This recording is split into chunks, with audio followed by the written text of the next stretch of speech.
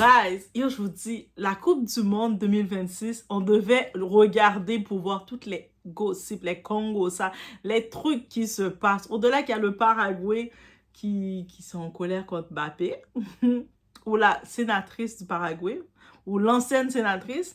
Non, c'est pas tout. Il y a une autre équipe en Amérique du Sud. Je savais pas que l'Amérique du Sud, vous avez des pays comme ça. Oui, l'Argentine, c'est vous qui êtes en l'honneur.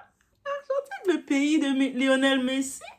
En effet, alors que l'Argentine continue de faire parler d'elle sur le terrain, une affaire beaucoup plus inquiétante se développe en coulisses. Guys, selon plusieurs médias, le FBI, avec des procureurs du ministère américain de la Justice, mène une enquête sur les opérations financières de la Fédération argentine de football, la célèbre AFA. Les soupçons sont graves. On parle de blanchiment d'argent, fraude bancaire et transactions financières suspectes portant sur près de 300 millions de dollars. Cette affaire pourrait-elle devenir le prochain grand scandale du football mondial? On fait le point, on est chez la Doha, on regarde le tout ensemble, guys! Et le football, je ne savais pas qu'il y avait tout ça dans le football. Pourquoi vous ne m'avez pas dit plus tôt? Moi, je ne savais pas. Je pensais que c'est des gens, des hommes qui couraient derrière un ballon. J'avais jamais compris. Mais merci de m'avoir avisé pour cette année. Je suis au courant. On y va, guys, sans faire.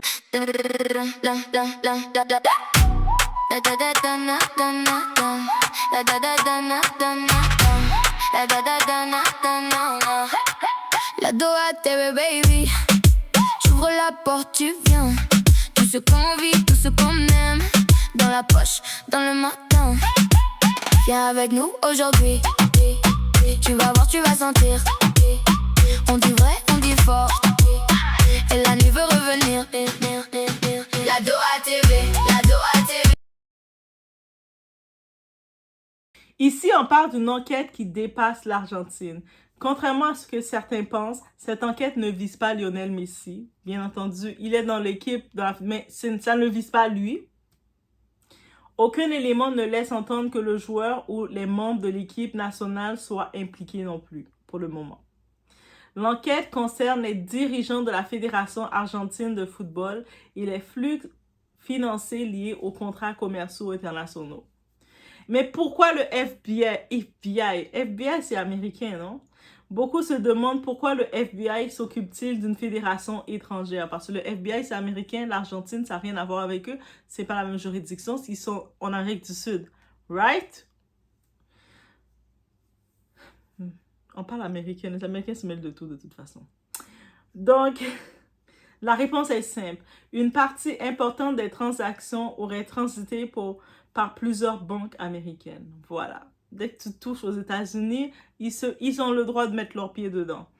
Lorsqu'un système bancaire américain est utilisé dans des opérations suspectes, les autorités américaines peuvent ouvrir une enquête même si l'organisation concernée est située dans un autre pays. C'est bon à savoir. Peu importe le pays où vous êtes, si vous allez utiliser le système américain, mais ils ont le droit, c'est leur invitation qu'ils ont le droit de mettre leur tête, leur nez, leurs pieds, tout leur corps. Là, on parle les 300 millions de dollars au cœur de l'affaire. On parle 300 millions de dollars. Dites-moi en commentaire, vous faites quoi avec 300 millions de dollars, guys? Maintenant, live.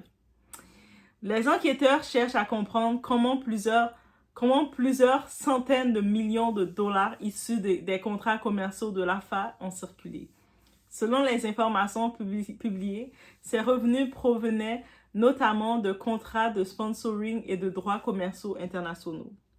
Une société basée en Floride, Tour Prod Enter LLC, aurait servi d'intermédiaire pour encaisser ces revenus avant leur redistribution. Okay. Ce qui intrigue les enquêteurs. Les procureurs affirment vouloir comprendre plusieurs points. Où est allé l'argent? Quels bénéficiaires ont reçu certains virements? Qui a reçu les virements? Qui a reçu des virements même? Même si tu as reçu 10 $, si tu es le malchanceux, la seule fois que tu as reçu 10 $ dans ça, tout va tomber aussi. Et surtout si toutes ces opérations avaient une justification économique. Selon les documents cités par la presse, une partie des versements ne serait pas clairement expliquée, ce qui alimente les soupçons de blanchiment et de fraude. Des témoignages déjà recueillis. Les médias argentins indiquent que le FBI aurait déjà commencé à entendre plusieurs témoins dans cette affaire. Des hommes d'affaires ayant travaillé avec la fédération auraient été interrogés afin d'expliquer le fonctionnement financier des contrats internationaux. Une enquête, pas une condamnation. Il est important quand même qu'on fasse la distinction ici, bien entendu. Le discernement, on le met en pratique. À ce stade, il s'agit d'une enquête préliminaire, right? Aucune accusation officielle n'a été déposée contre l'AFA ni contre ses dirigeants. Le travail actuel des autorités consiste à vérifier si les éléments recueillis justifient l'ouverture d'une procédure pénale plus large. Un mauvais timing pour l'Argentine, vous en pensez quoi? Cette affaire éclate alors que l'Argentine attire déjà toute l'attention grâce à ses performances sportives. L'image de la fédération pourrait être fortement affectée si l'enquête révèle des irrégularités importantes. On se souvient que le football mondial a déjà été secoué par le scandale de FIFAgate qui avait conduit à l'arrestation de nombreux dirigeants et à une profonde remise en question de la gouvernance du football. Cette nouvelle affaire ravive forcément ses souvenirs.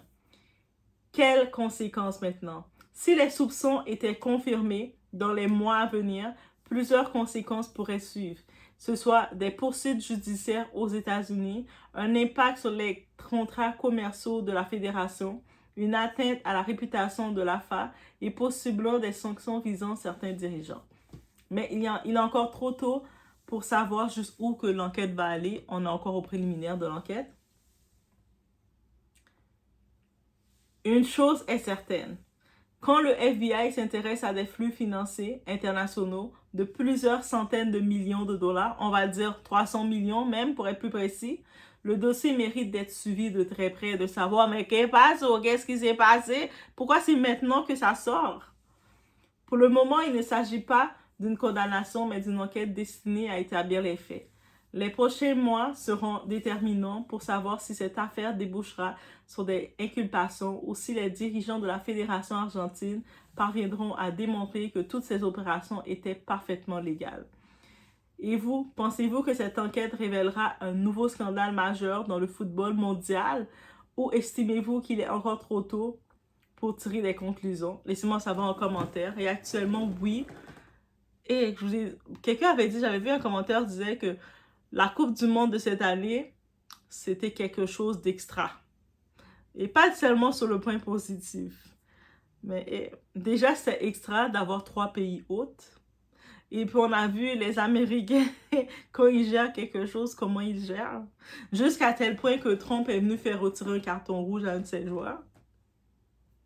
On a vu des matchs, des arbitres saboter les matchs dans nos yeux. Même nous qui ne sommes pas professionnels du football, on a vu les fautes se faire. On regardait, on était comme ça. Hein? Oh, oh, oh, oh, oh.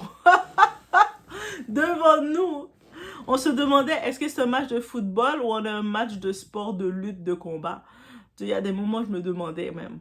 Je disais, c'est-tu comme ça habituellement vos matchs? Et là, maintenant, il y a ça qui vient d'arriver.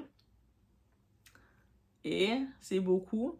Et là, dans l'enquête, ils vont regarder c'est qui les bénéficiaires. C'est qui recevait les versements. C'est sûr que là, c'est la partie qui va être intéressante pour nous, les petits curieux. Parce qu'on va savoir les noms qui vont ressortir dans les bénéficiaires.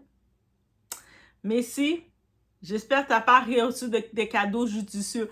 Hey, mais si je te fais un virement de 100 000...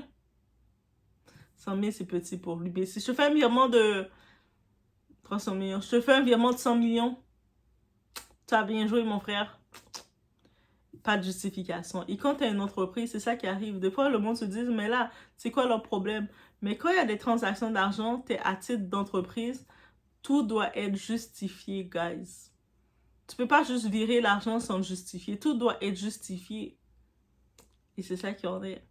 Donc, let me know, guys, what you think de cette nouvelle qui vient d'arriver. On se retrouve aux prochaines vidéos.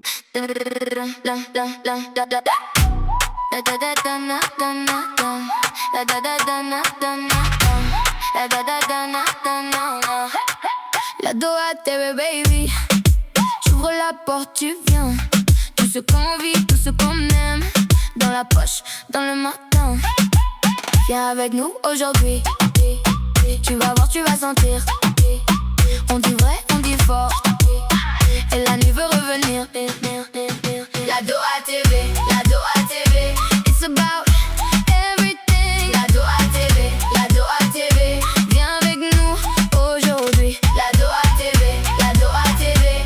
C'est loud, come with me. La Doha TV, la Doha TV. Tout est là, viens avec nous. Un regard, un plan, un défi. Des rires dans la cuisine. Des histoires, des envies. Ça tourne, ça s'illumine. Viens avec nous aujourd'hui. Tu vas voir, tu vas sentir.